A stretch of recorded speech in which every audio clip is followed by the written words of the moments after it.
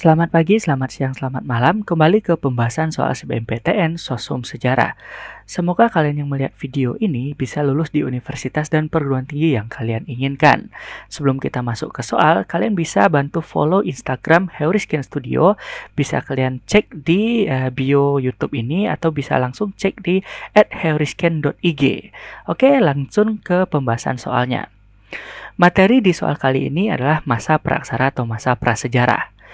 Ditemukannya sampah dapur atau Jochen-Modinger, lukisan dinding gua, serta flex dan pebble merupakan bukti kehidupan manusia masa praaksara yang ada di Nusantara. Berdasarkan bukti tersebut, masa praaksara yang dimaksud adalah opsinya A. Paleozoikum, B. Paleolitikum, C. Mesolitikum, D. Neolitikum, dan E. Megalitikum. Kita langsung ke pembahasannya. Masa prasejarah atau masa praaksara di Nusantara berdasarkan kebudayaannya terbagi menjadi dua. Yang pertama zaman batu dan yang kedua zaman logam. Zaman batu sering disebut zaman Bakson, sementara zaman logam sering disebut zaman Dokson, sesuai daerah tempat asal kebudayaan tersebut. Lalu soal kita berbicara tentang zaman batu.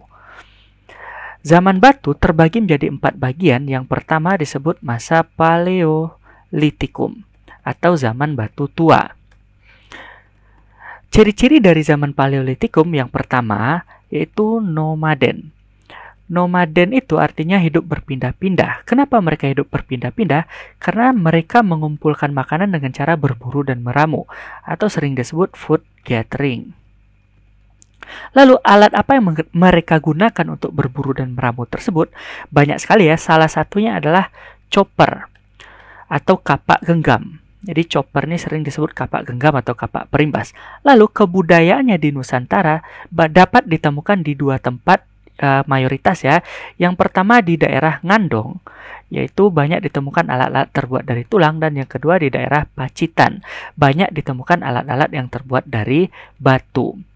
Namun ini tidak menjawab apa yang ditanyakan oleh soal kita. Kita lanjut ke zaman batu yang berikutnya, yaitu zaman Mesolitikum atau zaman batu tengah.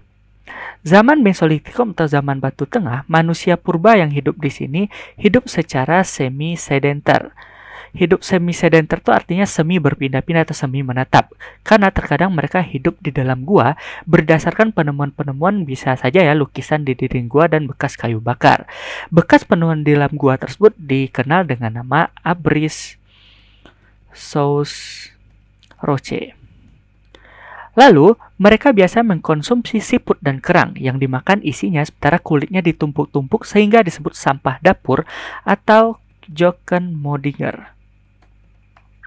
Lalu, apa alat yang mereka gunakan untuk penunjang kehidupan mereka? Adalah kapak pendek atau sering dikenal dengan nama HC Korte, serta banyak alat-alat serpia seperti flax dan kapak batu yang sering disebut dengan pebble.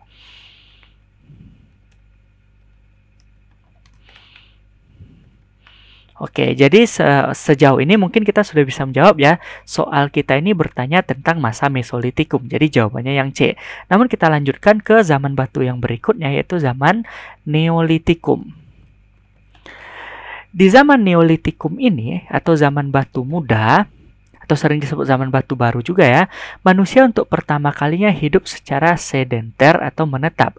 Kenapa? Karena mereka sudah mampu memproduksi makanan sendiri dengan cara bercocok tanam atau agraris, dan itu disebut dengan istilah food producing. Apa alat yang mereka gunakan untuk bercocok tanam atau agraris tersebut?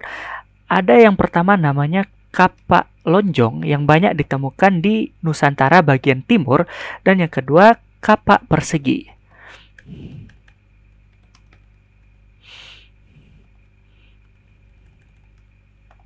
yang banyak ditemukan di Indonesia atau Nusantara bagian barat, terutama di Pulau Sumatera.